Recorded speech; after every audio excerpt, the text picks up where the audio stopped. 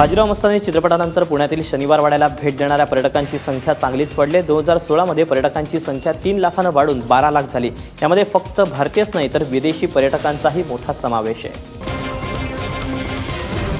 Air इंडियानं 57 वजनदार हवाई सुंदऱ्यांसह केबिनमधील काही जणांवर त्यांना जमिनीवर आणले, कारण की मर्यादेपेक्षा जास्त वजन असल्याने एअर इंडियानं हा निर्णय घेतला। ज्या केबिन क्रूमधील हवाई सुंदरींचं वजन जास्त होतं त्यांना वजन कमी करण्यासाठी मुभा दिलेली, मात्र त्यांच्याकडून कोणतीही हालचाल न झाल्यानं एअर इंडियानं अखेर मागच्या महिन्यात त्यांची उचलबांगडी केली।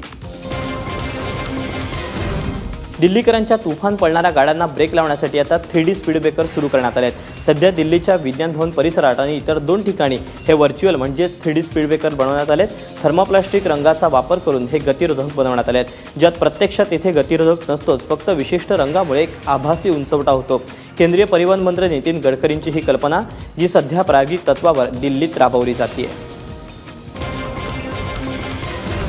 अमेरिकेचे नवनिर्वाचित राष्ट्राध्यक्ष डोनाल्ड ट्रम्प आज 45व्या अध्यक्ष म्हणून शपथबद्ध होणार आहेत। त्यापूर्वी लिंकन मेमोरियलमध्ये खास म्युझिक कॉन्सर्ट झाला। डोनाल्ड ट्रम्प स्वतः या कार्यक्रमाला उपस्थित होते। यावेळी आकर्षक फटाक्यांची आतषबाजी करत जल्लोष साजरा करण्यात आला।